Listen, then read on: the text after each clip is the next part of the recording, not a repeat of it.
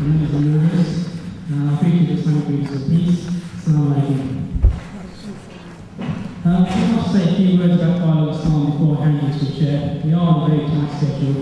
We hope to start 7 o'clock and finish by 8:15. That's okay. For those you see a number of new faces in the audience, Dialogue Islam is an open forum. It's here to facilitate public discussions between influential Western speakers and thinkers like you see in the panel today, and the Muslim community, you people in the audience. We've been going for approximately 2 years. Since that time, we've had about 14 panel discussions in the public areas in various locations, primarily in the East London area.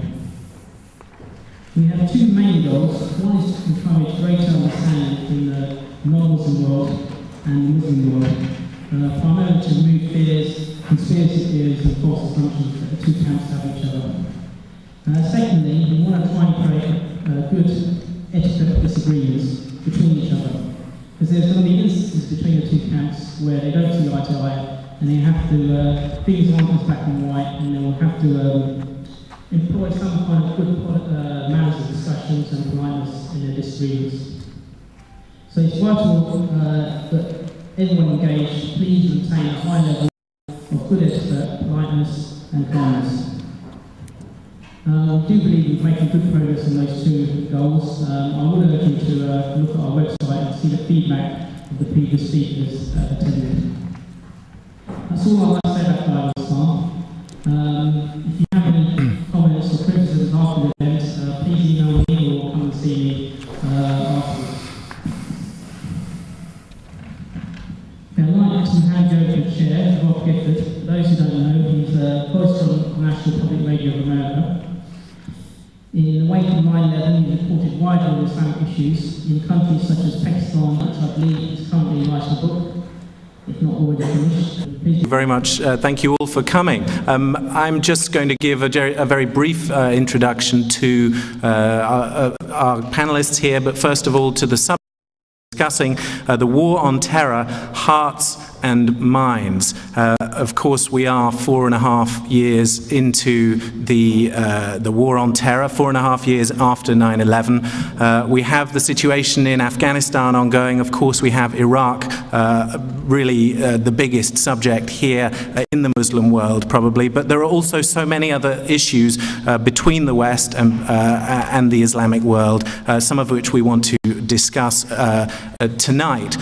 Iran is now raising its head. The whole issue of Iran is going to be one that dominates the news agenda, I think, and certainly diplomacy over the next couple of months in the Security Council and, of course, in Tehran with President Ahmadinejad and his announcements that he has made over the last few months. We have not just issues in the Middle East, of course, we have Islamic issues here at home.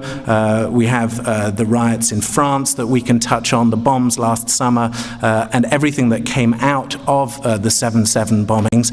And the aim of the Western world, sorry, I'll try not to be too general, the US government, the UK government, and Western governments generally, to try to continue to win Muslim hearts and minds while all these other issues are ongoing. And the questions, some of the questions we want to ask tonight, is it even possible? Has it gone too far? Has the whole situation, the dialogue, even if it existed before, has it all broken down too far to be retrieved?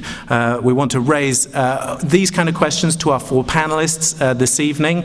I would stress what Shaino said. If you have a point to make, please, if you could make it precisely and clearly, and don't give speeches from the floor. If we can get into a constructive dialogue, there are also little cards that you could write on, which you can pass questions up to the front if you'd rather do it that way.